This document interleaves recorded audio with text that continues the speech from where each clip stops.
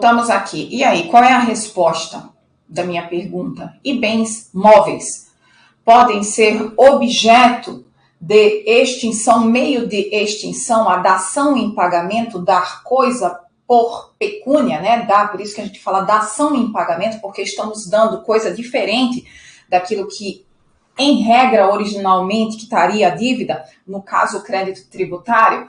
Pois bem, e bens móveis? O senhor lembrou daquela historinha conversada por nós no início do estudo das causas de extinção do crédito tributário? Vocês lembram do que eu falei para vocês? Da evolução jurisprudencial, né, do Supremo Tribunal Federal, daquela discussão acerca do 146 no que diz a 146 da Constituição, no que diz respeito à exigência de lei complementar para algumas matérias que versem sobre direito tributário? Pois bem, em tese, tendo em vista essa evolução da jurisprudência do Supremo, sim, os entes federativos podem instituir a dação em pagamento de bens móveis, não é isso? Como forma de extinção do crédito tributário, contanto que legislem para isso, certo? Falamos da conversão do depósito em renda, consignação em pagamento e vamos seguir aqui com o resto da matéria para entrarmos finalmente em decadência e prescrição.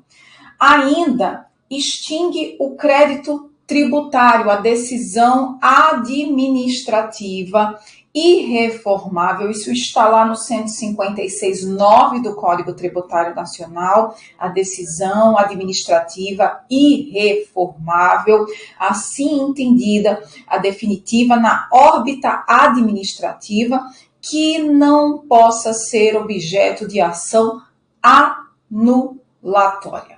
É o que a gente chama de coisa julgada administrativa. E nesse caso aí, vai extinguir o crédito tributário por quê? Porque a decisão foi favorável lá na esfera administrativa ao contribuinte. Assim sendo, encerrou o papo. Cabe, pergunta que eu direciono aos senhores, cabe a Fazenda entrar com ação judicial para questionar eventual decisão administrativa que favoreça o contribuinte e assim ponha fim à relação jurídico-tributária, extinguindo o crédito tributário? Deixa eu elucidar aqui a nossa hipótese. Digamos que o fisco, a autoridade fiscal, tenha decidido, né, dentro lá da estrutura de contencioso administrativo do ente federativo competente, tenha decidido em favor do contribuinte e assim extinta a relação jurídico-tributária. Digamos que um procurador, ao analisar aquele processo administrativo, verifique, opa, comeram mosca aqui, não era bem isso. Pode o procurador entrar com ação judicial para questionar a relação jurídica? Depende. Se houver o quê? Dolo, simulação, má fé por parte da autoridade que assim o decidiu, sim.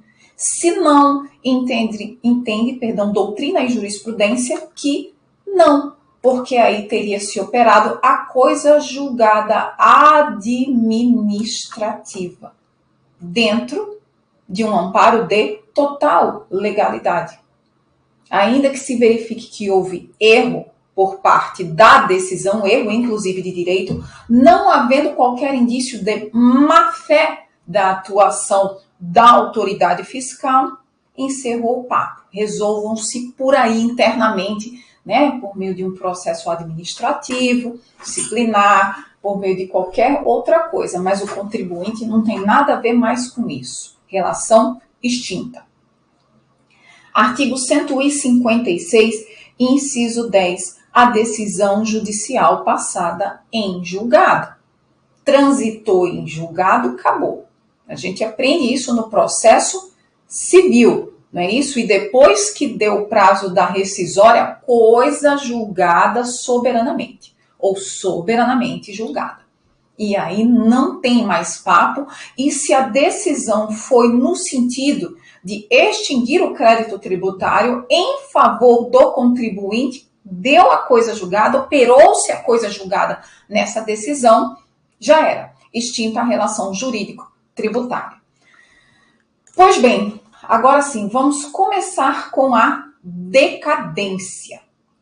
A decadência também é uma das formas de extinção do crédito tributário, está lá no 156.5, juntamente com a prescrição, lá no 146 da Constituição. Observe que também desta forma é exigida a lei complementar, aqui na literalidade do artigo 146, inciso 3b, a Constituição exige lei complementar para tratar da decadência tributária.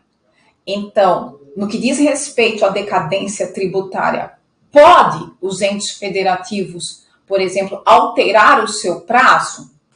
Não.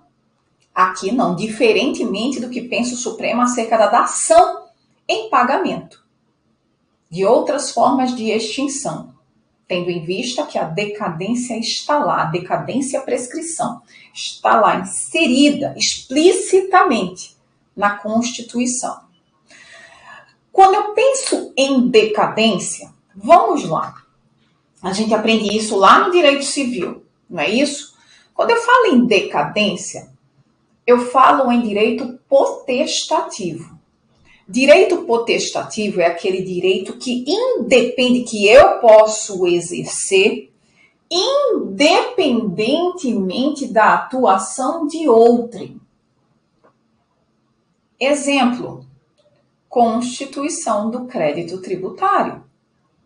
Uma vez observado pela autoridade fiscal a ocorrência, então é observada a ocorrência do fato gerador, a autoridade fiscal não depende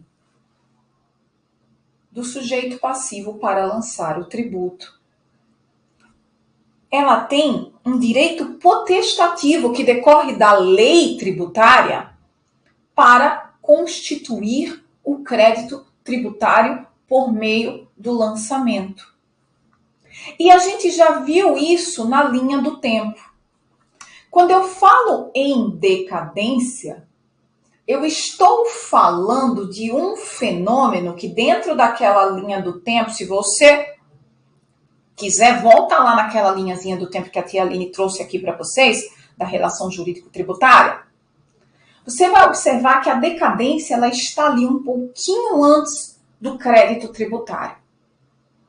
Porque, na realidade, eu só posso constituir o crédito tributário, a autoridade fiscal só pode constituir o crédito tributário se não tiver operado a decadência.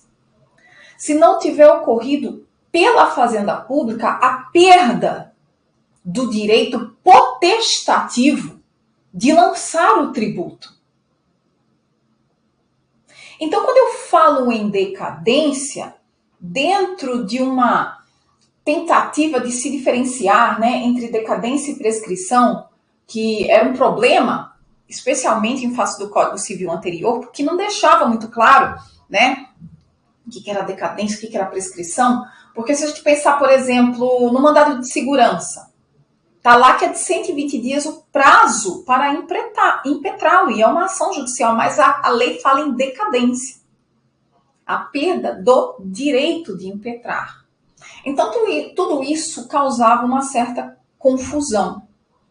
Não obstante, veio o Código Civil de 2002 e a coisa ficou um pouco mais clara. Eu falo em decadência quando eu estou a falar de direitos potestativos. Eu falo em prescrição quando eu estou a falar de ação. Não é isso? De pretensão em face de outrem. A Fazenda, por exemplo, ela precisa entrar com uma ação de execução fiscal para receber o crédito tributário.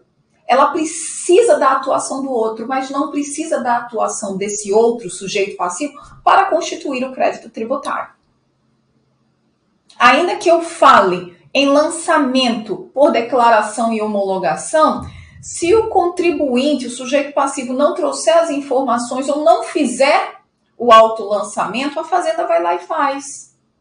Vai lá e faz dentro do prazo decadencial.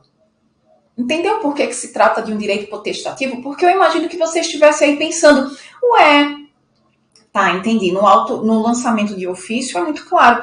Mas e no caso do lançamento por declaração, o autolançamento, o lançamento por homologação?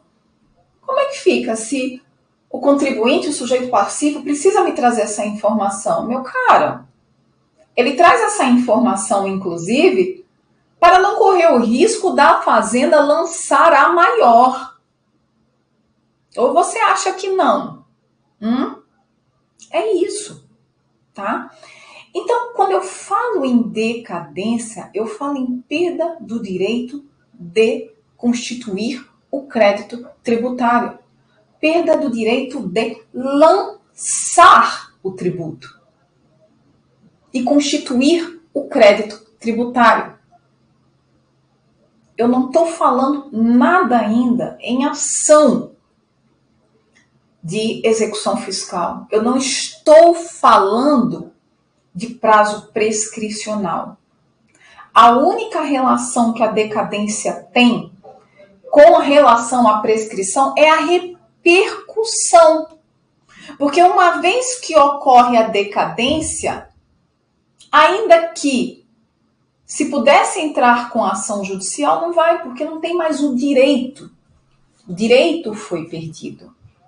E eu posso ter constituído o crédito tributário, a autoridade fiscal pode ter constituído o crédito tributário sem que tenha ocorrido a decadência, mas ela pode perder o prazo de ação. Feita esta introdução, artigo 173 do Código Tributário Nacional trata desta querida decadência e os seus marcos de início de contagem, que muita gente esquenta a cabeça e aqui a gente agora vai deixar isso passeio no parque, tá? Vamos lá, artigo 173. O direito, não é nem ação, o direito de a Fazenda Pública constituir o crédito tributário extingue-se após 5 anos, contados, de onde eu começo a contar esses 5 anos. 1, do primeiro dia do exercício seguinte àquele em que o lançamento poderia ter sido efetuado. Ali eu não entendo isso, a gente vai já entender.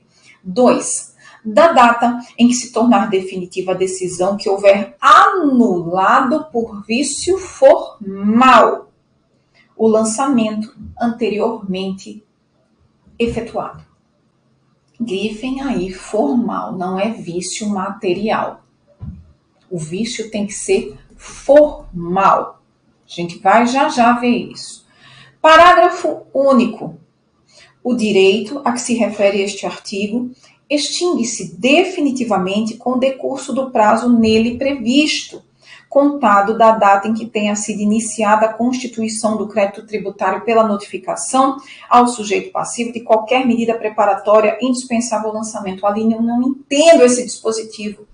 Pois é, aqui é o que eu costumo dizer, o que o legislador caprichou no artigo 3º, ele começou a fazer bobagem nos demais, gastou a energia dele todinha na definição de tributo, no artigo 3º, e depois parece que faltou energia, né? Sabe aquela energia de final que você vai perdendo, né? Pois bem, vamos entender. O 173, ele traz na realidade 3 marcos de início de contagem desse prazo de 5 anos. O que está no inciso 1, o que está no inciso 2 e o do parágrafo único. Esse parágrafo único, ele não se refere ao 1 e o 2, ele poderia muito bem ser um 3. Porque observe o que ele diz no final. O direito a que se refere este artigo extingue-se com o decurso do prazo nele, contado da data em que ele estabelece um outro início de contagem. Mas ele preferiu fazer um parágrafo único, então vamos respeitar. Até porque é isso que está aqui na lei. Tá bom? A gente respeita, não gosta, mas vamos lá, é o que está aqui. Então, vamos entender o primeiro inciso. Artigo 173, e aqui eu vou até vir aqui mais perto de você para que você acompanhe o meu raciocínio. Vamos lá. O direito de a Fazenda Pública constituir o crédito tributário extingue-se após 5 anos contados. 1. Do primeiro dia do exercício seguinte àquele em que o lançamento poderia ter sido efetuado. Eu tenho um prazo de respiro para que a Fazenda Pública, coitada, que não só vive de arrecadar tributos, tem uma gama de todos os outros serviços públicos que devem ser prestados pelo Estado. A lei dá um prazo de respiro. Sabe aquilo que a gente aprende lá no direito empresarial? Te dá um tempo, te dá uma chance. A legislação tributária dá uma chance. Quando ela diz que esse prazo de 5 anos não vai contar da data do fato gerador. Vai contar do primeiro dia do exercício seguinte àquele em que o lançamento poderia ter sido efetuado em face da ocorrência do fato gerador. Então vamos pensar? Vamos pegar aqui um exemplo. A gente sabe que dia 1º de janeiro ocorre o fato gerador do IPTU. Por alguma razão, então, IPTU, 1º de janeiro de 2024, fato gerador do IPTU. Todo mundo. Não é isso? Digamos que por alguma falha do sistema, alguns IPTUs não tenham sido lançados e assim constituído o crédito tributário. A Fazenda Pública, a Autoridade Fiscal, ainda não se deu conta disso. O prazo vai disparar para a constituição do crédito tributário dessa falha no sistema de 1º de janeiro de 2024? Não. Especialmente se eu estou falando de lançamento de ofício. Ele vai contar do primeiro dia do exercício seguinte àquele em que o lançamento poderia ter sido efetuado. Se o lançamento poderia ter sido efetuado até o dia 30 de janeiro, não é isso? Ocorrido o fato gerador 1º de janeiro de 2024. Não era aí que tinha que ter sido lançado? Pois bem, qual é o exercício seguinte? 1º de janeiro de 2025. O prazo vai disparar desse IPTU de 2024, de 1º de janeiro de 2024, né? A partir de 1º de janeiro de 2025, que nada mais é do que o que está aí. 1º dia do exercício, e é o 1º dia, então é 1º de janeiro do ano subsequente. 1º dia do exercício seguinte àquele em que o lançamento poderia ter sido efetuado. O lançamento não poderia ter sido efetuado, constituído-se em definitivo até 31 de janeiro? Foi fevereiro, março, abril, maio, junho, julho, agosto, setembro, outubro, novembro, dezembro, a Fazenda comendo mosca, mas com prazo decadencial que parado, sem correr, dando uma chance em prestígio à supremacia do interesse público. Nada foi feito. 1º de janeiro de 2025, que é o 1º dia do exercício seguinte àquele que deveria ter sido efetuado, lançado esse IPTU, vai disparar o meu prazo decadencial para a constituição do crédito tributário. Então, esse IPTU tem 25, né? Começou em 25, 26, 27, 28, 29 até 2030. É isso. Simples assim, essa regra do artigo 173.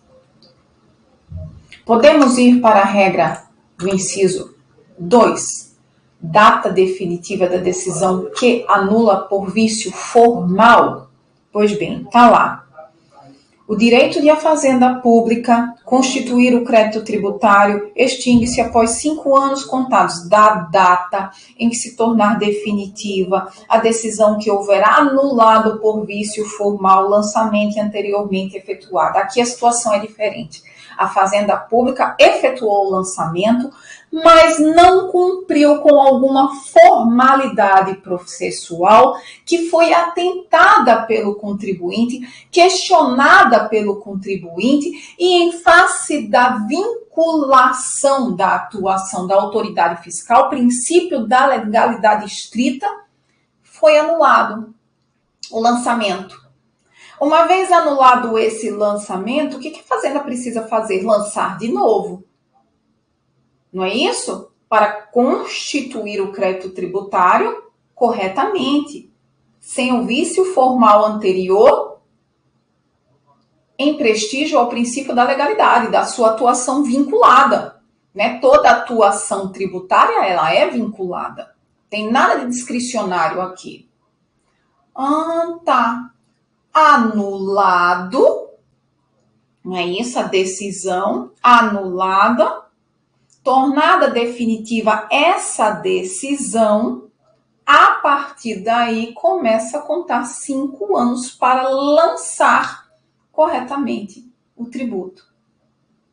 Veja que se trata de uma outra hipótese, uma outra situação no que diz respeito ao início de contagem do prazo decadencial. Aqui a mosca foi comida por outra razão. Não foi como no inciso 1, em que a fazenda pública não se tocou que ocorreu o fato gerador e não houve lançamento. Aqui houve o lançamento, há um vício no lançamento, há o reconhecimento desse vício formal no lançamento, procedimental. Ele é questionado pelo sujeito passivo. A fazenda reconhece esse vício, entende que o sujeito passivo está correto, o sujeito passivo da relação jurídico-tributário, contribuinte ou responsável, anula o lançamento realizado e teria que ter feito o quê? Lançado logo de novo, mas não fez. Por quê, Ali? Não sei, meu filho, não sei, minha filha, não sei, não fez. Né? E é como eu costumo dizer, se está no código, é porque tem história para contar. Alguém já deu essa passada, né? Essa viajada. 5 anos passou do ato que anulou, nada foi constituído. 5 anos, um abraço, meu filho. Crédito tributário decaiu. Não tem como constituir. Crédito tributário decaiu, não.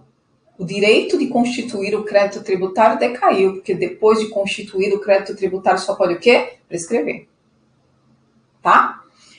Preste atenção nisso.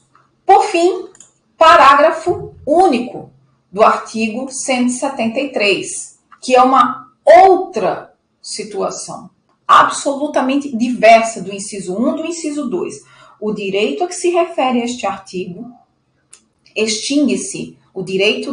Qual é o direito que se refere a este artigo? Direito de lançar, de constituir o crédito tributário, não é isso? Então, o direito de constituir o crédito tributário extingue-se definitivamente com o decurso do prazo nele previsto, ou seja, com o decurso do prazo de 5 anos, contado da data que tenha sido iniciada a constituição do crédito tributário pela notificação ao sujeito passivo de qualquer medida preparatória indispensável ao lançamento.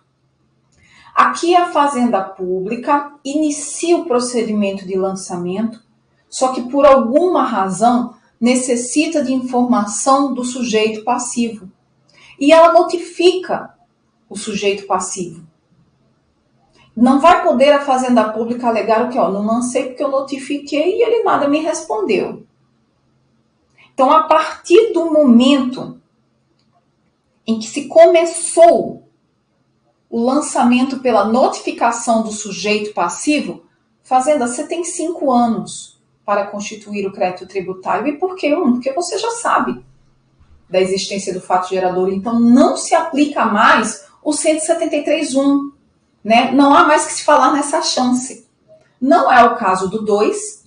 E aqui se iniciou um processo administrativo. A Fazenda tem plena ciência da necessidade de constituir o crédito tributário. Ela apenas notifica o sujeito passivo por alguma razão necessária à realização da constituição do crédito tributário.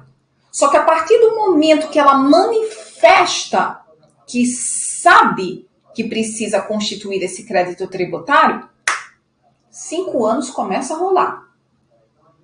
E aqui vocês tenham atenção. Quando eu falo dos incisos 2 e do parágrafo único, gente, não há que se falar em delay do início da contagem. Aline, o que você quer falar com isso, desse delay de início de contagem? Porque no artigo 173.1 eu tenho um delay. Eu tenho um delay de jogar o início da contagem não para a ocorrência do fato gerador e até mesmo nem mesmo para a ciência da Fazenda Pública. Eu tenho uma situação de presunção, porque afinal de contas não pode ficar ad eternum. A Fazenda daqui a 10 anos, ocorreu esse fato gerador, a gente ainda tem 5 anos para lançar. Não, meu filho. Segurança Jurídica mandou um abraço, né? E beijo também. Então, a única hipótese em que eu tenho um delay é o 173.1, que é do primeiro dia do exercício seguinte, aquele que poderia ter sido lançado, constituído o tributo, 1º de janeiro do ano subsequente em que ocorreu o fato gerador. Além se o fato gerador ocorreu em novembro de 2024, primeiro dia do exercício seguinte, aquele que poderia ter sido constituído o lançamento, 1º de janeiro poderia ter sido realizado o lançamento 1º de janeiro de 2025. Se o fato gerador aconteceu em dezembro de 2024, bom, a Fazenda vai ter menos tempo ainda, porque o prazo decadencial vai começar a contar daqui a dias. A regra é 1º dia do exercício seguinte. Não é daqui a 1 ano, não, tá? 1º dia do exercício seguinte. Mas aqui na hipótese do 2 e do parágrafo único, 2, da data em que se tornar definitiva a decisão que houver anulado por vício formal o lançamento anteriormente efetuado. Então, se essa decisão se deu em 1º de junho de 2024, começou a partir daí a contagem do prazo decadencial, 25, 26, 27, 28, 29, 1º de junho de 2029, prazo decadencial. Da mesma forma, no parágrafo único, foi notificado em 1º de junho, que é meu aniversário, 1º de junho de 2024, joia, esse é o momento de disparo do prazo decadencial, 1º de janeiro de 2024. 25, 26, 27, 28, 29. 1º de junho de 2029. Então, a única situação que eu tenho de lei, tá, gente? Atentem-se a isso, é a do inciso 1. E só, e mais nenhum. Bom, no que diz respeito ao artigo 150, parágrafo 4º, a gente tem uma regrinha diferente no que diz respeito ao lançamento por homologação. E por quê? Porque aqui é a única situação em que o prazo decadencial conta da ocorrência do fato gerador, pura aplicação do 150, parágrafo 4º, que diz o seguinte, volta lá, se a lei não fixar prazo à homologação, será ele de 5 anos a contar da ocorrência do fato gerador. E o que é a homologação do autolançamento ou do lançamento por homologação? É a chancela da Fazenda Pública no pretenso lançamento feito pelo contribuinte. Não é isso? Então, ocorre o fato gerador, o contribuinte antecipa o pagamento, declara, e dessa declaração a gente vai ver daqui a pouco na próxima aula, que a gente termina o nosso curso. Essa declaração constitui o crédito tributário, e uma vez constituído esse crédito tributário, ele tem que pagar. E a Fazenda, ao final, vai o quê? Chancelar essa antecipação por meio da homologação. Meus caros, minhas caras, meu tempo acabou. Próxima aula estarei aqui para finalizarmos o nosso curso. Terminaremos com decadência, prescrição, também é rapidinho. Iremos para as causas de exclusão do crédito tributário, isenção e anistia. Veremos algumas coisas naquilo que interessa para os senhores de administração tributária, vendo as garantias do crédito tributário e algumas informações importantes acerca de algumas espécies tributárias, especialmente daquelas que tiveram algumas modificações promovidas pela Emenda Constitucional 132 de 2023. Até a próxima!